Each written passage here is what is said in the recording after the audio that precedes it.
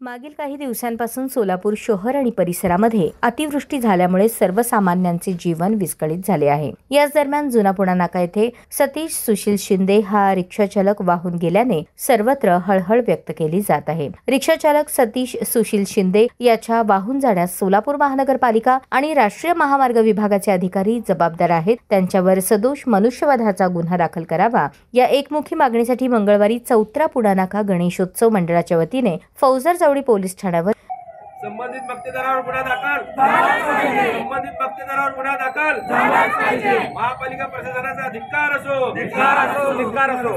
माझा नवरा मला परत देण्याची जबाबदारी पालिका आणि राष्ट्रीय महामार्गाच्या अधिकाऱ्यांची आहे, ती त्यांनी घ्यावी अशी प्रतिक्रिया व्यक्त केली। माझे मिस्टर भेटत नाहीत, त्यांना विचारलं तर हे लोक म्हणतात आमचा प्रयत्न चालूच आहे। तुमचा काय प्रयत्न चालू आहे की माझ्या मिस्टरची काहीच खबर नाही। तुम्ही तिथं अलर्ट केला असो त्याने तिथे गेलेच नसते। त्यांच्या चुकीमुळे आज माझे मिस्टर गेले तर त्यांनी पहिले तिथं ते लावायला पाहिजे होते, लावले नाही। आता पत्रे बित्रे मारून त्यांचा काय उपयोग आहे? म्हणजे आमचा मिस्टर जाण्याची त्यांनी वाट बघत होते का? त्याने काय प्रयत्न करत नाहीत? मला तर वाटत नाही की त्याने काय प्रयत्न करत नाहीत। माझा बाळ मी कुणाच्या तोंडाकडे बघायचं, त्यांच्यामुळे तर माझं घर भागत होतं, त्यांच्यामुळे तर सगळं माझं येवत होतं। मला काही करून मला माझे मिस्टर पाहिजेत। मला माझ्या मिस्टराला कुठल्या पण हालतीत हुडकून आणायलाच पाहिजे।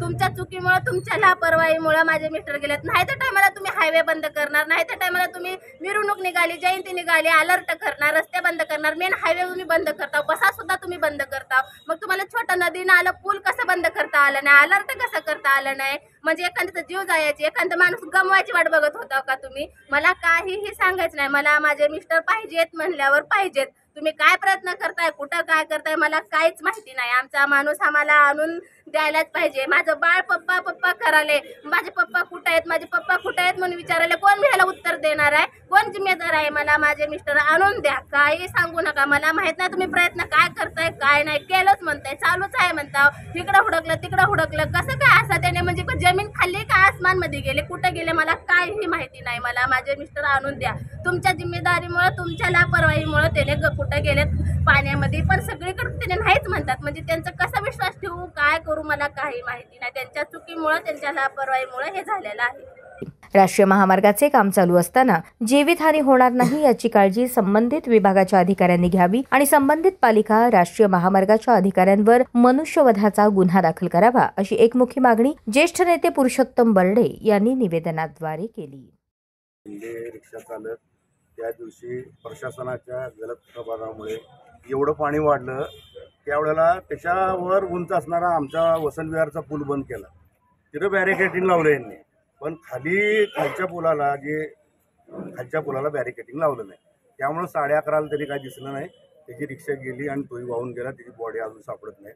सगळ्यात महत्त्वाचं म्हणजे ना, हे सर्व्हिस रोड आहे, गणेशनगर मडके वस्तीवरची जी लोक येतात, हे पूल तिथल्या कॉन्ट्रॅक्टदाराने न सांगता पाडलाय। NOC घेतलेली आहे महापालिकेची, कुणाची NOC गेलेली आहे? या सगळ्यात महत्त्वाचं महापालिकेचे आयुक्त साहेब आणि नगर अभियंता यांचा मोठा हात आहे। आणि आता रस्ता बंद केला, ठीक आहे, आता पाणी आलं, रस्ता बंद करायला पाहिजे। आता गणेशनगर मडके वस्तीतल्या लोकांनी यायचं कसं सोलापुरात? वन वे आलं तर हायवे निघाला, ते ट्रकाखाली माणसं चिरडली जातात। आज 1000 विद्यार्थी शाळेला, इकडं शरद पवार शाळेला, शिवाजी शाळेला, बाकीच्या सगळ्या शाळेला येतात। ते पूल कोणाला न सांगता पाडलेला आहे, त्याची पहिला चौकशी करा आणि कंत्राटदारावर 302चा गुन्हा दाखल करून त्याला आत घाला। आमचं आंदोलन, आम्हाला पोलीस खात्याने न्याय द्यावा। यात महापालिकेचे अधिकारी, मोठमोठे लोकप्रतिनिधी येतात।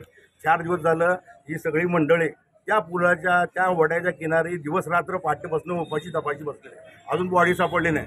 तुम्हाला सांगायला NDFची काय ती बोट आली ना, त्या बोटीला पेट्रोल नव्हतं साहेब, आम्ही बघितलं डोळ्याला, त्या बोटीला पेट्रोल नव्हतं। वसंत विहारपाशी बोट दोरीने ओढले आणि लोकांनी पैसे दिल्यावर ते पेट्रोल घातले, अशी सरकारची परिस्थिती आहे। आता बॉडी केव्हा सापडायची सांगायची?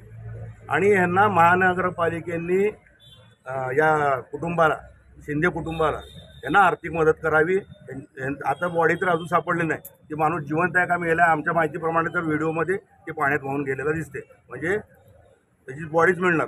तर महानगरपालिकेमध्ये त्यांच्या घरच्यांना कोणाला तर घेणं आणि महापालिकेने आर्थिक मदत करणं, आणि जो खालचा रस्ता कॉन्ट्रॅक्टदारांनी न सांगता तोडला आहे, ते महापालिकेचे अधिकारी आणि त्या कॉन्ट्रॅक्टरवर गुन्हा दाखल आहे। जर त्यांच्या गुन्हा दाखल झाला नाही, पुढची भूमिका काय असणार? आम्ही हायवे बंद करणार, मडकी वस्ती, वारद वस्तीचा पूर्ण आम्हाला जोपर्यंत न्याय मिळत नाही आमची बॉडी जोपर्यंत समजत नाही आणि शिंदे कुटुंबाला जोपर्यंत आर्थिक मदत म्हणा किंवा न्याय महापालिका देत नाही, आम्ही पूर्ण हायवे बंद करा. भले आमच्यावर किती गुन्हे दाखल झाले हरकत नाही.